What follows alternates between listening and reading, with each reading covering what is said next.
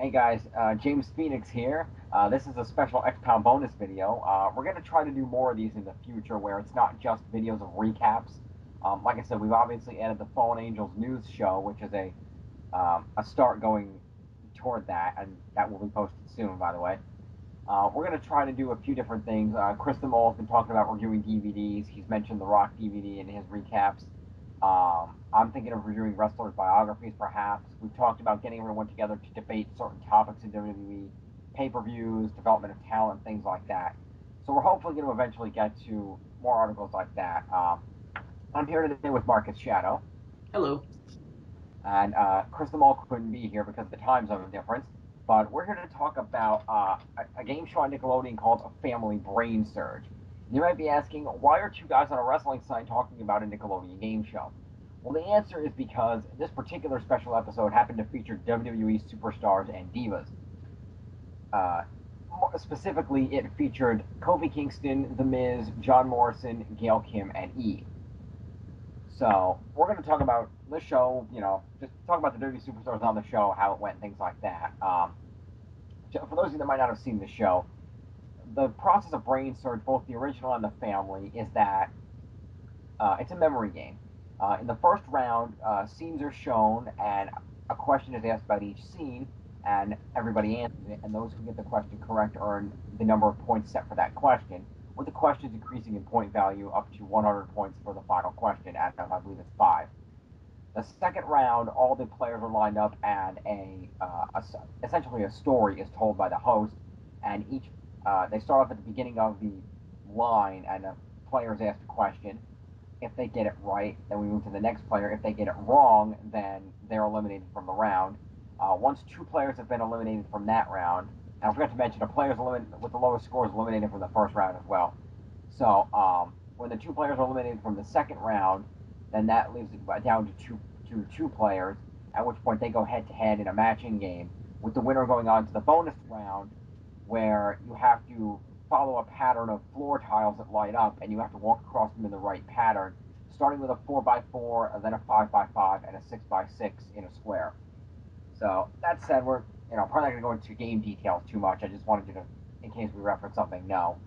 So as I said, the show opened up with the superstars coming out, and they kind of did their little entrances. It wasn't official, but each WWE superstar had a kid partner. So the kids play for the actual prizes that are always given away on the show, while the WWE superstars were playing to earn money for the Make-A-Wish Foundation, which, as you may know, is one of their big charities that they support. John Cena's always seeing kids for that. So that said, they did their little entrances, and the game began. So I don't know, how do you want to go through this, Marcus? We could go through it like any other normal, Raw recap and just go bit by bit, with the eliminations and stuff and comment on them. Okay. So like I said, the first round was as I said, where everybody answers a question for each of the scenes shown, and those who get it correct earn points, and those who get it wrong do not. I think before we start, we would be remiss if we didn't mention that, yes, we do realize Gail Kim has been future endeavored at her own request, but this show was taped months ago when she was still a WWE diva. Right. Yeah, we should have mentioned that, but that is something to mention. So that's why Gail Kim was still on the show, despite it being her not being employed by WWE anymore. So yeah. So the first round was the question round. Eve's team ended up with the high score of the round. They did very well. Um, she and her part were very good. My personal opinion, the highlight of this round was the fact that Miz and his partner, who was a little girl, kept arguing, and every time they got a question wrong, Miz blamed the little girl. Yep. But he was more of a heel at that point than he is now, so he kind of fit within his character. That's true. That's true. He was a little bit more of a heel, but still, that isn't necessarily a heel. That's just the Miz having fun because that's what the Miz does when he's out of the ring. That That's too. why. That's why Miz is the best uh, public relations guy WWE has besides John Cena. True. He is the top guy for going on talk shows, making special appearances, and just going nuts at these various events and entertaining. That's what he does, and he's very good at it. That's why they put him in these kind of things. So that was pretty funny. The Miz and his kid constantly getting in arguments. So yeah, the questions were a lot of wrestling themed questions with like fake wrestlers, and they'd say, okay, which wrestler wore which mask or whatever, and so they worked a lot of wrestling related stuff into the game itself, which I found very cool. Agreed. That was a nice touch. It was a nice touch. It was very good. So anyway, at the end of the round, Eves and her partner were the leaders. They were in first place. Tied in second place was Kofi Kingston and his partner, and Gail Kim and her partner. So they both moved on as well. To determine the eliminated team, it turned out that John Morrison's team and the Miz's team were both tied in last place with 0 points because neither of them got any of the questions right, which was kind of funny. And since it's a WWE show in appropriate WWE fashion, John Morrison was probably buried and eliminated from the game. Yes, he was. Uh, which with a pretty funny question of pay attention to the breakfast on the plate and then figure out which face you can make from the breakfast ingredients. I thought that was a great question. So yeah, John Morrison got it wrong, so he and his partner were the first team eliminated and sent down the brain drain. Yeah, I also like John Morrison's little reaction to getting eliminated, where he turned to the Miz and was like, "You're lucky this is a kid show because you're an idiot." Yeah. No. What he said was, he said you're lucky you have a smart kid because you're an idiot. Is Ah, what, is what he said. He said he had a smart partner, and that's why he got through, and not because Miz is smart. But ah.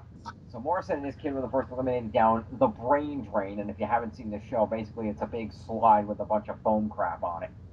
Kind of like I'm trying to think. If anybody remembers way back in the day when Nickelodeon used to have a show called What Would You Do, and they had the pie wash. It's kind of like that kind of stuff. The memories. Also, or the stuff comprising the giant pie on the pie coaster. That too. But anyway, back to the show. So Morrison and his partner were eliminated down the brain drain slide, so they're out, and we move on to round two, which, as I said, all the players are in a line with chairs behind them that are shaped like hands for whatever reason. And basically, the host retells a story for a couple of minutes and then asks a series of questions about it, going down the line with each team answering a question. Starting with, I think Eve's team was first on the right, and basically asked them a question, they got it right, and move on and so forth. And so basically, they go through, and the first two teams to answer a question incorrectly are eliminated from the round. I believe the first, who was it?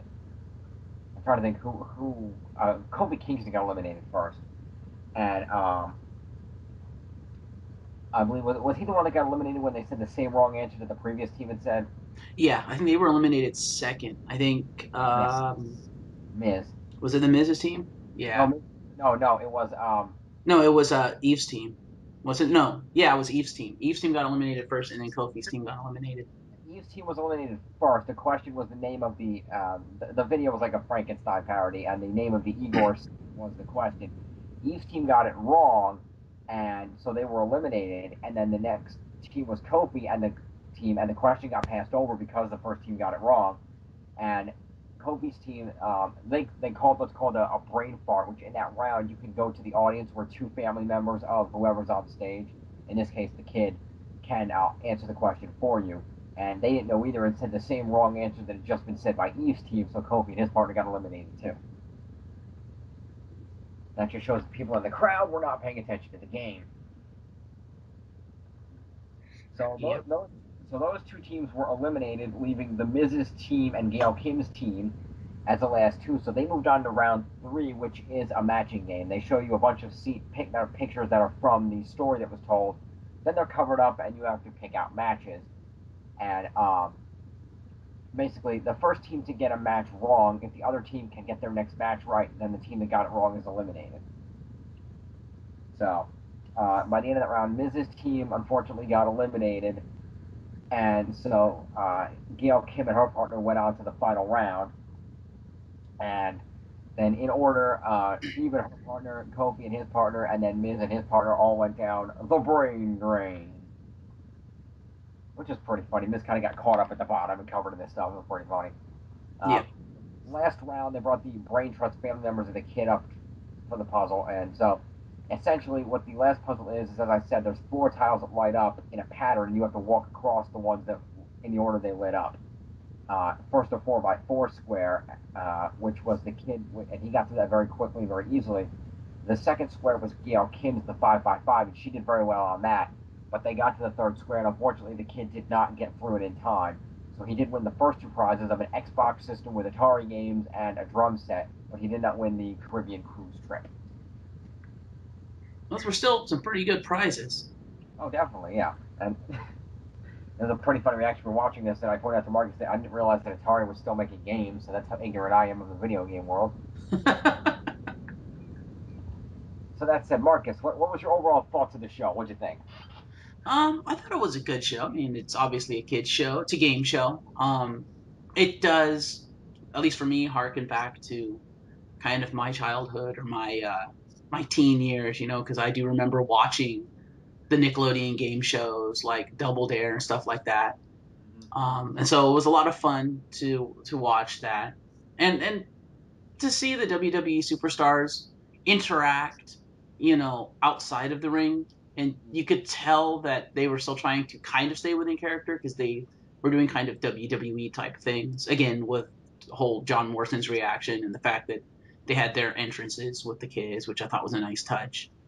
Overall, it was a good way to promote the WWE and to, for the WWE to stay with the whole PG thing that they're trying to do.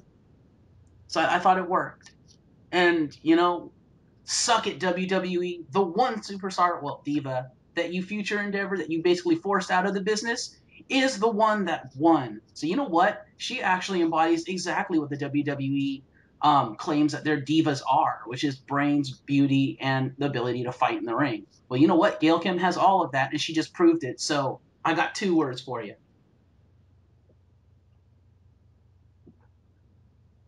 There you go. So yeah, that was the brain surgeon. Like I said, it was very entertaining. It worked out pretty well, and it is nice to see the WWE superstars out of the ring and out of the WWE programming where they can be a little more loose about their characters. They can be who they really are and just stay in character a little bit. It's nice to see that every once in a while and not have to be in full character. Um, you see that there's something. Like I said, this is pretty much the only game show currently on Nickelodeon, so it was cool that they did that. I really wish Nickelodeon would bring back more game shows because it's fun getting celebrities on game shows like this, and they used to do a lot. I remember, and it just popped into my head many years ago. Marcus, do you recall a show that was called Figure It Out? I do not. You don't remember Figure It Out? Oh, there was a show called Figure It Out. It was hosted by Summer Sanders, um, and she was an Olympic swimmer, and she did a great job. But basically, the idea of the show was that essentially there was a panel of four celebrities, and they were typically people that were on Nickelodeon TV shows. And basically, there would be a contestant who was a kid, and the kid would have a secret talent or ability or something unique about them. And they would whisper the secret to Summer Sanders, and the secret would be put up on a board on the front of the stage on what they referred to as Billy the Answer Head, because it was a giant head that had the puzzle on it. All right. And, and basically, the panelists were permitted to ask the contestant yes or no questions to try to figure out what their secret was. And if they said one of the words in the secret, it would flip over on the board. And so they would ask three rounds of yes or no questions. And in each round, they would also get one clue toward one of the words in the puzzle, whether it was on the little train that went in front of the panel, or they had the what else? Sometimes stuff would fall from the ceiling on them, which was always funny. Or they had the charade brigade who come out and act something out to get them to say a word. It was a pretty cool show. And they also and also the one of the best part of the show that everybody was waiting for was that if somebody performed in the second round or onward, when somebody performed the secret slime action, they would get slimed from the slime-o-matic skewer tubes that were above each panelist. And that was always awesome. Because you remember Danny Tamborelli? No. Remember Little Pete from Pete and Pete? I do remember Pete and Pete, yes. Remember Little Pete? Well, then he moved on to All That. He was Jack Campbell's Fat Cop. Right. Yeah, he was always he was one of the panelists that was always on like almost every episode, and he was notorious for at some point in you know well, two things. Number one, for screaming "I don't know" at the top of his lungs, and number two, for more often than not intentionally trying to figure out and perform the secret slime action so he would get slimed. And Sounds like a fun show. But anyway, the reason I bring this up is because I remember a particular episode of this show in which they had as one of their panelists the gentleman who was formerly known as WWE Superstar, the Giant, currently known as the Big Show. Ah. And he was one of the panelists back when he had the long hair and the ponytail, and right. And he was on the one episode, and it was pretty funny. He did a great job, talking. They didn't talk much about the wrestling, but it was pretty funny just seeing, this big guy on a panel getting slimed, and it was fun. Well, Paul White is a genuinely funny dude. He is a hilarious dude. I agree. But yeah, that's why I wish Nickelodeon would bring back more game shows, because if WWE is trying to be PG like this is great opportunities for them to do this kind of thing. Right. The Raw GM trying to call you again. Well, I'm going to ignore that for a minute. I'll call it back in a minute. But with that said, yeah, the WWE Superstars have done a lot of good work with on game shows before. I recall not too long ago on an episode of Deal or No Deal. Mm-hmm. You ever watch Deal or No Deal? Yes. Did you see the episode with the wrestlers? No. Oh, well, have you ever heard of the WWE sign guy? The sign guy? There's a guy. He's known on the internet because he's gone to more live events than anybody, and he always has a big box full of signs. No, I never heard about that one. He's known for being the sign guy. He was one of the characters when the USA was doing that character thing. Okay. And so, basically, the sign guy was the contestant on Deal or No Deal. And so, basically, during he was competing in the game or whatever, and at a point during the game, you heard him being heckled from the audience, and they panned over, and again, remember this was a long time ago, but there's a rated RKO was in the crowd with signs booing him. Nice. Orton and Edge were in the crowd booing him with signs and crap, and they started talking trash about him, and they started walking down talking like you suck and blah blah, and then John Cena's music came, and John Cena and Bobby Lashley came up from the back over down the model stairway and got in their faces, and basically they chased Edge and Orton away, and Cena and Lashley stayed out with the family members for the rest of the game, so it was pretty cool. Nice. But yeah, WWE does great when they do these game show kind of things. So. Well, WWE does well with guest spots in shows like these in general.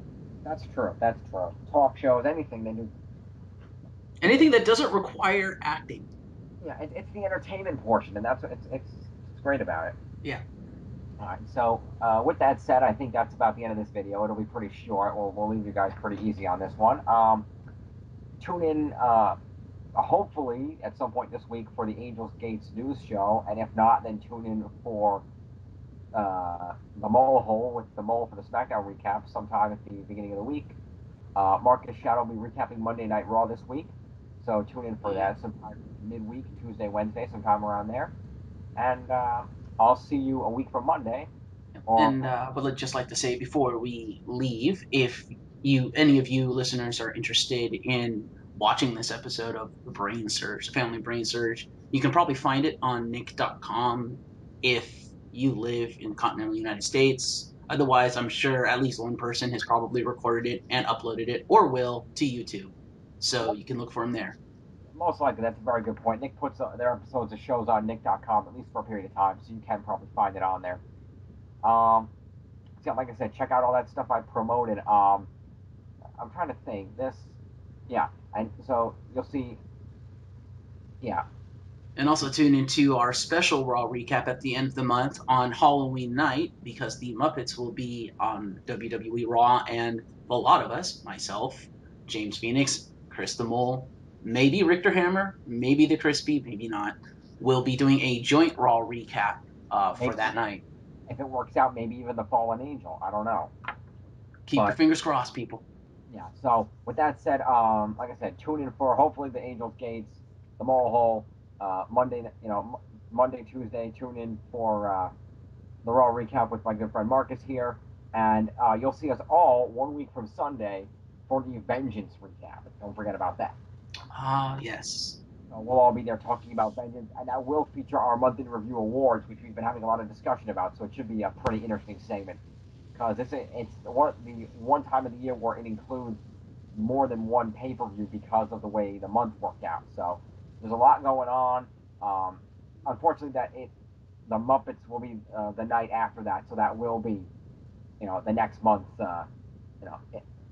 month in review awards. So uh, stay tuned for all the stuff I've wrote in the Vengeance recap, Raw, SmackDown. Stay tuned for more of these special videos. Like I said, we're going to try to get some of this stuff done. Whether it be DVD reviews, DVD biographies, whatever. And if you're out there and you want to be a part of the XPound, go to the depending on where you're watching this video, either send us a message here on YouTube, go to our blog over at wrestlingxpound.blogspot.com, go to our message board, xpound.proboards.com.